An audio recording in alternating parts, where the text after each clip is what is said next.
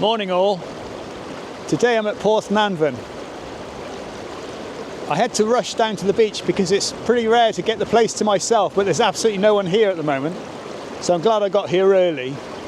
And there are no footprints at all in the sand on the beach, so I had to get down to the beach quickly and take an image before people get here and start trampling in the sand. So I took an image up with my tripod set up about here, which is pretty good. I'll show you that, but then I decided to try and get even closer to these beautiful rounded boulders. So I think this second shot is a bit more promising because I'm lower down. So I focus stacked. So I focused once on the foreground boulders, once in the midground, and then once on the distant rocks. And made sure I got a nice wave formation as well. So I timed it all really well. So I'll show you that shot in a minute.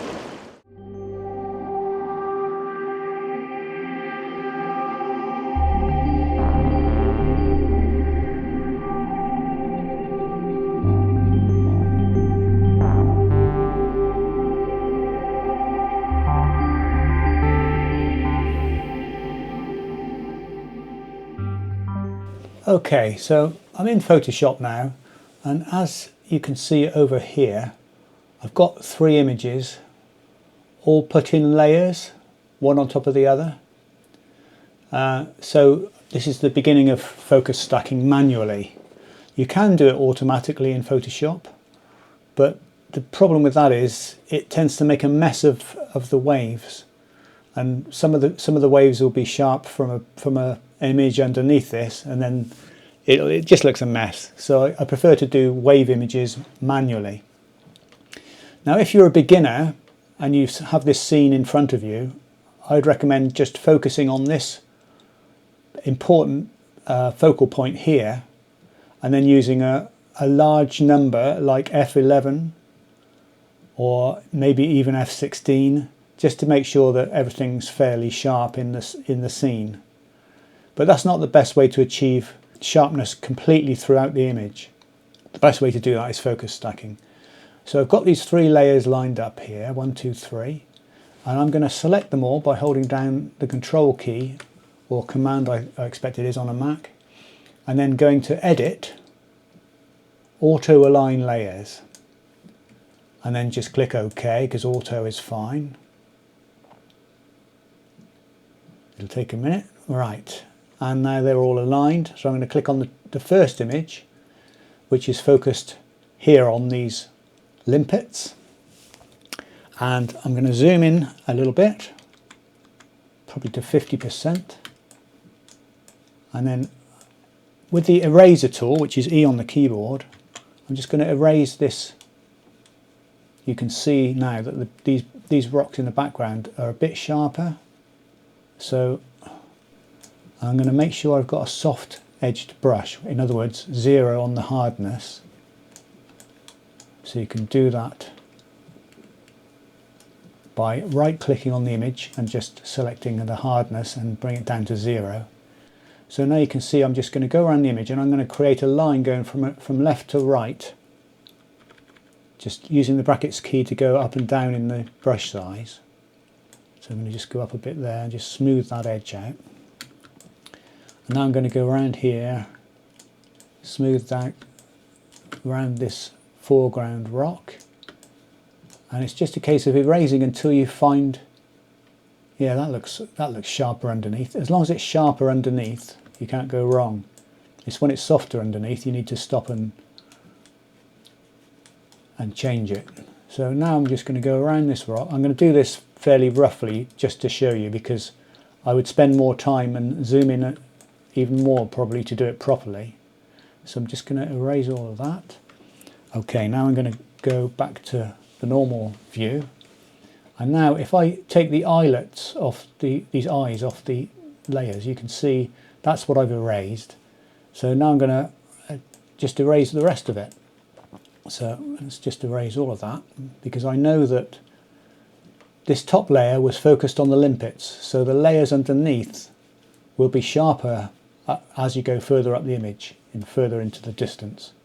So now I can put the eye on the layer below that, and I can merge that down if I want to, which I will do, which is Control E on the keyboard. And now I can switch the eye on the bottom image, which was focused on the distant rocks. So now I'm going to zoom back in again to 50%.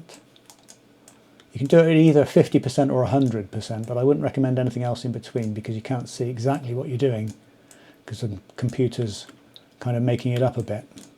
So that's sharp there, nice. That's soft now in the background, so I'm going to leave that. See whether this is, oh actually the rocks may not be sharper. Ah, interesting. Okay, good. Well, this is a case where I didn't actually need the 3 images, so I'm just going to go back to where I was, where I merged down the previous image, and that is fine. I'm going to click on this layer here and bring it down to the delete thing, delete that. Now I'm going to click on layer and then flatten image, and then that creates a background image here, as you can see. So now we've just got one image which is sharp from here where the limpets are right the way back to the rocks, and I'll just show you the rocks zoomed right into 100%.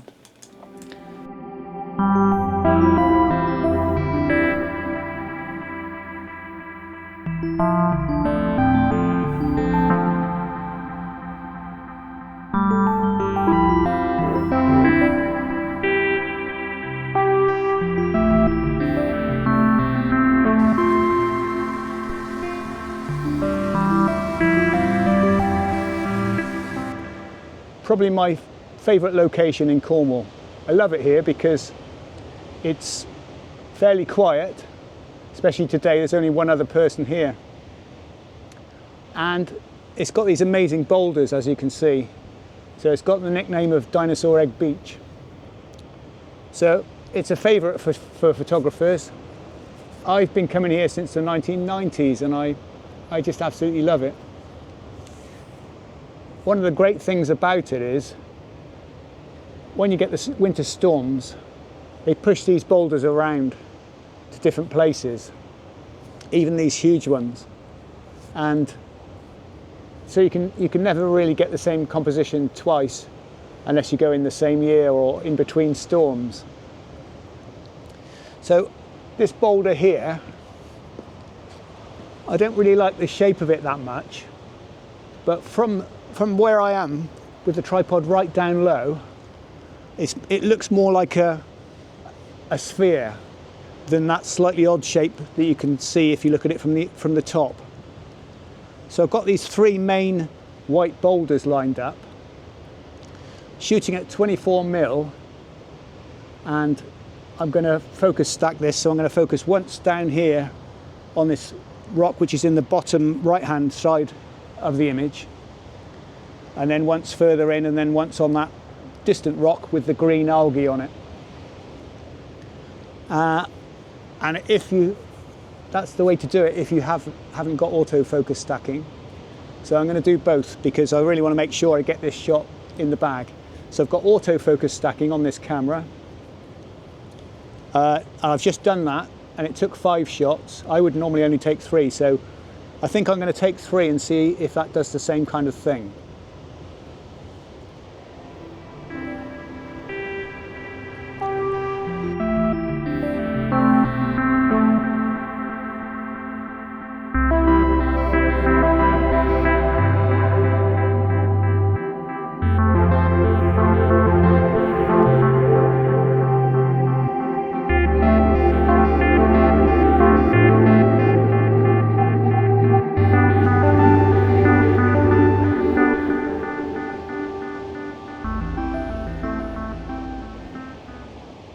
I got a great shot from here last time I came, which just goes to show you've got to keep coming back to a place because it looks completely different now. There were boulders in these other channels, and it's one of the best images I've got of this place. I must have been here 30 or 40 times since the early 1990s, and I'm always saying, you know, come back to a place often, get to know it well, because you do get better shots that way. And it's certainly the case here. In fact, I'll show you some of the ones I've got which I took in the 1990s, because I took them on medium format film with a Bronica SQA medium format 6x6 centimetre square camera. And they're great shots, but I've never been able to repeat them, because I thought, oh, now I've got 60 megapixels, I'll repeat them and make them even better quality, because digital's sharper than film. But I've never been able to better them, because I've never had the same arrangement of rocks.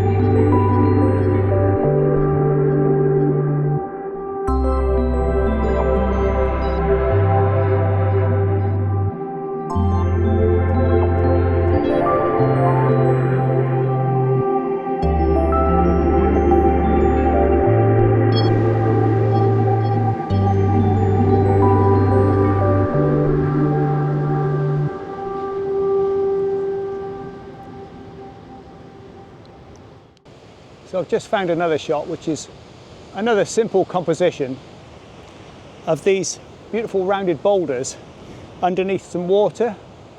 So I've put my polarizing filter on to cut down the glare, because the sun's high at the moment. It's about 1 p.m. in the end of March. And yeah, it's a nice composition. I like rocks when they're wet, as you may have seen from my previous videos. And these look great, so I'm not even sure if I need focus stacking here, but I'm on 50mm focal length. And so I'm not going to risk it. I'm going to focus once on the bottom left-hand corner, that closest bit of mouldy, it's not mouldy, algae covered rock there. And then once on the main rock, which is that big round boulder, and then once in the distance. And then I'll combine those images, if I need to, later on in Photoshop. Wider images, 24mm, 20mm, 28mm even, you don't normally need to focus stack when you're this far away from your subject.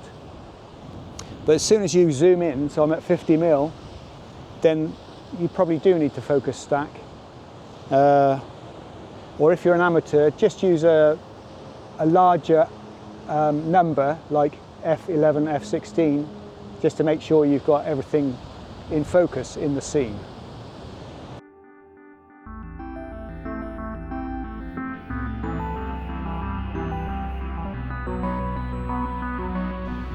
The rusty metal you can see in the bottom of the frame is actually part of an old shipwreck. I don't know which one, but there have been so many around here.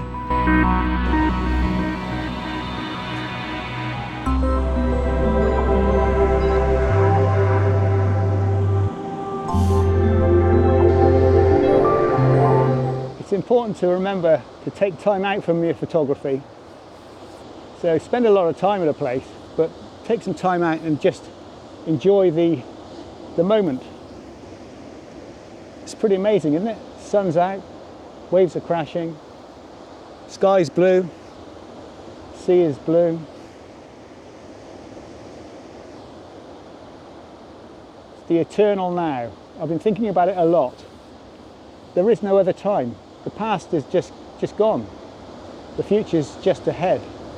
Really, it's only the eternal now.